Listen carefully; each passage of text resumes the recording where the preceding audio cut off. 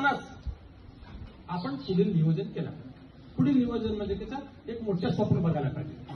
काय विद्यार्थ्यांनी ठरवलं पाहिजे की आपल्याला 10वी झाल्यावर 10वीला चांगले मार्क्स मिळवून डॉक्टरचं स्वप्न बघा, कोणी कलेक्टरचं स्वप्न बघा, कोणी इंजिनियरचं स्वप्न बघा आणि कोणी शिक्षकाचं पण स्वप्न, पण काही राजकीयचं पण स्वप्न बघा. पण आता नकोय, ते वेळ आल्यावर बोलू. पण आता आपले स्वप्न मोठे असले पाहिजे. आणि दुसरं मला ह्या माध्यमातून अजून एक तुम्हाला प्रश्न करायचा आहे.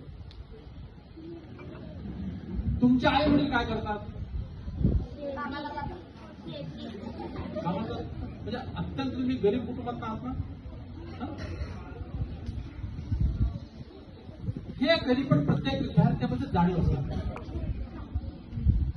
स्वतःचे आई वडील, तुमचे आई वडील कसं करतात? कारण तुम्ही शिकले पाहिजेत म्हणून. काहीतर तुम्हाला पण म्हणले असते ना, चला शेतात आपण दोघं मिळून काम केलं असं म्हणले असते ना. पण त्यांचा उद्देश काय आहे? तुम्ही शिकलं पाहिजेत म्हणून.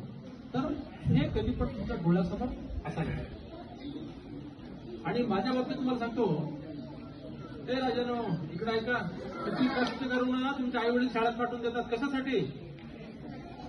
मग हे असं करू नको. तुमचे आई वडील जे विश्वास दाखवतात तुमच्यावर, शिकावं, आमचे मुलं पुढे गेले पाहिजेत, आम्ही ज्या संकटात आहे, ज्या परिस्थितीत म्हणजे आपण कष्ट करतो ते पुढच्या पिढीला, मुलांना येऊ नये म्हणून करतात ना. तर मी तुम्हाला सांगतो, आमचे वडील गावातून चुरमुरे विकत, चुरमुरे चिवडा खाता ना तुम्ही, चिवडा तसे चुरमुरे. आणि चुरमुरे विकल्यावर त्यावेळी पैसे कोण देत नव्हते, धान्य देत होतं, धान्य. आणि मी तुमच्या एवढा 6वी 7वीत असताना मग काय करतो माहिती आहे का? शनिवारी रविवारी सुट्टी असेल तरी दुसऱ्यांच्या जे गावात, तुमच्या गावात कोणते श्रीमंत असेल की त्यांच्या शेतामध्ये काम करत होते. मी तुम्हाला हे का सांगतोय? लहान असताना पासूनच तुम्ही मोठे स्वप्न तुमच्या डोळ्यासमोर ठेवलं पाहिजे. त्या हिशोबाने एवढंच मी ह्या माध्यमातून संदेश देतो. ज्याप्रमाणे आता तुम्हाला अजून एक चांगला विचार देतो. मासा हा सर्वात दुःखी, कारण त्याचे अश्रू जगाला कधी दिसत नाही. मासा रडलेलं कधी दिसतं का? कारण काय? पाण्यात असल्यामुळे त्याचे अश्रू कधी दिसत नाही. त्याचप्रमाणे तुमच्या आई वडिलांवरती काय बँक लोन असतील, काही कर्ज म्हणजे काही तर असते ना देणं वगैरे, पण ते कधी तर तुमच्या समोर दुःख व्यक्त केलेत का? असं कधी बोललेत का? मला बँक लोन द्यायचं, तुला कपडे घेऊ शकत नाही, मला दुसऱ्याचं देणं द्यायचं, कपडे घेऊ शकत नाही, चप्पल घेऊ शकत नाही, असं कधी बोललेत का? त्यांचं कितीतरी दुःख असेल तरी ते न दाखवता आपले मुलं शिकले पाहिजेत, शिकून उच्च पदावर गेले पाहिजेत, हे प्रत्येक आई वडिलांना वाटतो ना. तर आपण पण त्यांचा जो त्याग आहे जीवनाचा, त्याग करून आपले मुलं जसं शिकायला पाहिजे तसं स्वप्न आहे, तर आपण स्वप्न साकार केलं पाहिजे. एवढंच ह्या माध्यमातून सर्व विद्यार्थ्यांना मी संदेश देतो.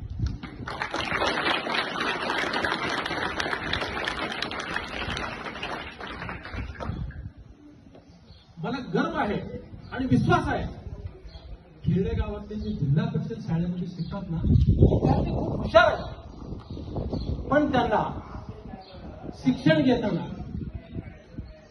काही म्हणजे काय म्हणतो की वह्या असतील, काहीतरी कमतरता परिस्थितीनुसार हे मी जाणीव ठेवून गेल्या कित्येक वर्षापासून मी माझ्या एमके फाउंडेशनचं सागर समाजच्या माध्यमातून वही वाटत. कारण मला जाणीव आहे, म्हणजे का मी शिकत असताना विद्यार्थ्यांनो, मी जेव्हा तुमच्यावर शिकत असताना मला आमच्या वडिलांकडून 3 वह्या मिळवण्यासाठी मला रोज रडावं लागत होतं. कारण पैसेच नव्हते त्यांच्याकडे, काय जास्त बोलतो सोड म्हणा शाळा.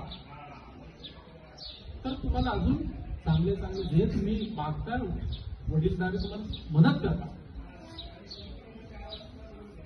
ते प्रत्येकाने आपल्या नजरेसमोर आणि शिक्षक जसं मार्गदर्शन करतील ते मार्गदर्शनानुसार आपण 10वीच्या विद्यार्थ्यांनी आजच घरी जाऊन स्वप्न फिक्स करा.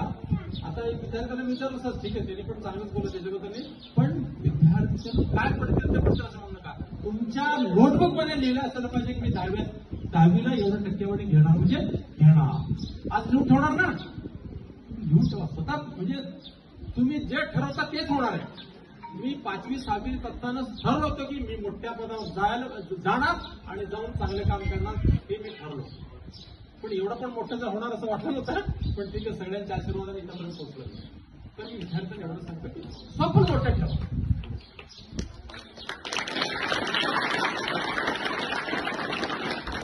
आणि उपस्थित पालकांना आणि सरपंच ताईंना एवढंच मी ह्या माध्यमातून विनंती करतो.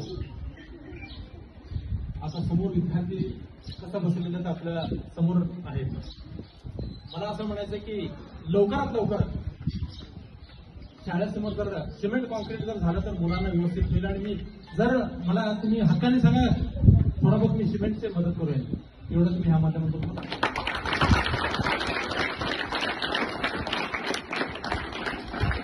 प्रत्येक पालकांनी 10-15 दिवसामध्ये शाळेत येऊन शाळेकडे लक्ष दिलं पाहिजे आणि शिक्षकांची पण संवाद साधला पाहिजे. आणि मग ताईनं तेच बोलत होतं मी ऑफिसमध्ये असताना. आता मला सांगा, अंतरोळी गावामध्ये असे 2-4 जे कुटुंब आहेत त्यांच्याकडं 1 एकर शेत नाही आहे आणि त्यांच्या घरी 2 मुलं आहेत. ते असं कधी मुलाला म्हणतील का, बाळा मी पहिलं 1 एकर शेत घेईन आणि एखादं स्वतःचं घर घेईन, त्याच्यानंतर तू शाळेला जा, असं कोण म्हणतील का? म्हणजे प्रत्येक आई वडिलांची इच्छा काय असतो, आपले मुलं शिकले पाहिजे. मी ताईने एक हक्काने बोललो, मी ताई गावातले 2-3 काम कमी करा, पण शाळेकडे लक्ष देऊन शाळा सुधारण्याकडे जर लक्ष ठेवा, असं मी त्यांना स्वतः हक्काने बोललो.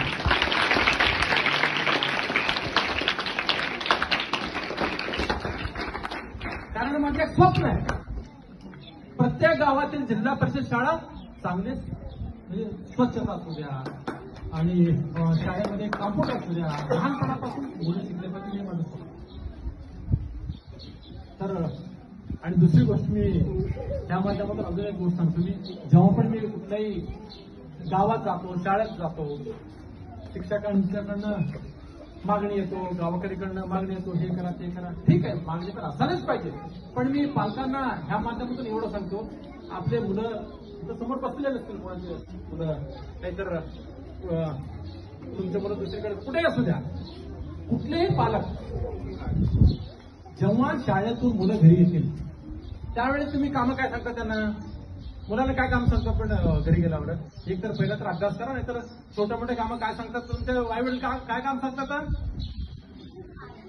थोडं पाणी भरा, नाहीतर किराणा दुकानात जाऊन या, दूध घ्या, हेच काम सांगतात ना.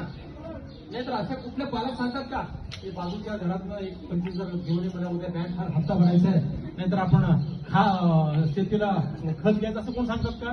कारण त्यांच्या सरळ पडलं तर ऐकतीचा त्यांना काय वाटतं की ते शिकले पाहिजेत आणि उच्च पगार गेलं पाहिजे.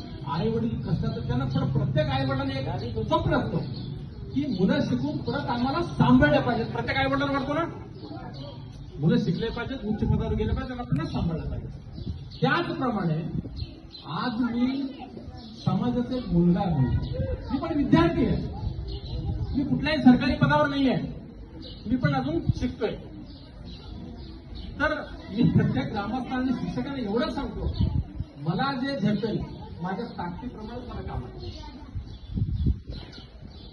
बरोबर. माझं ताकद काय, 3 वह्या वाटप करण्याची एवढं ताकद आहे. ज्यावेळी मी समाजाला एक म्हणजे विश्वासाने सांगतो, ज्यावेळी मी सरकारी पदावर जाईन त्यावेळी एवढं काम करते की तुम्ही अंदाज पण लावणार नाही, एवढं काम करेन.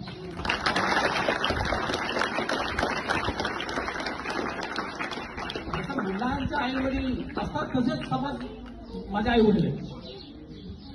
तर समाजाने मला जर प्रोत्साहन केले, आशीर्वाद दिले, तर मी नक्की त्या जे लहान लहान मुलं बसलेले 100% मी आज आत्मविश्वासाने सांगेल, कमीत कमी 5-6 मुलं उच्च पदावर जाऊन मी जसं प्रत्येक भागामध्ये गोळी वाटप करत फिरतो तशाच हे विद्यार्थी करत फिरतील, एवढंच मला विश्वास आहे.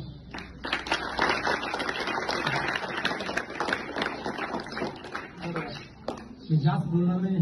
ताईनं आणि सरपंच माल्यावर समजलं असेल मी काय बोलू इच्छितो, तर एवढं समजून घ्या. काम करण्यास जो काम करू इच्छितो त्यांच्या पाठीशी समाज राहायला पाहिजे, तेवढंच मी ह्या माध्यमातून अपेक्षा व्यक्त करतो. कारण काही लोकांचे स्वप्न वेगळं असतात, काही लोकांचे स्वप्न वेगळं असतात. काही लोक फक्त स्वतःचा विचार करतात, काही लोक समाजाचा विचार करतात. जे समाजाचा विचार करतात त्यांच्या पाठीशी आपण राहायला पाहिजे, तेवढंच या माध्यमातून मी सगळ्यांना अपेक्षा व्यक्त करतो. अजून एकदा सर्व विद्यार्थ्यांना मनापासून शुभेच्छा देतो. आपण शिकले पाहिजेत, शिकून उच्च पदावर गेले पाहिजेत, एवढंच ह्या माध्यमातून मी शुभेच्छा देतो. आणि अंतुर्हेकर गावामध्ये जेव्हा पण येतो मला मान सन्मान चांगला मिळतो. असं सगळ्यांचा आशीर्वाद असू द्या, एवढंच या माध्यमातून सांगतो आणि सर्व विद्यार्थ्यांना शुभेच्छा करून इथं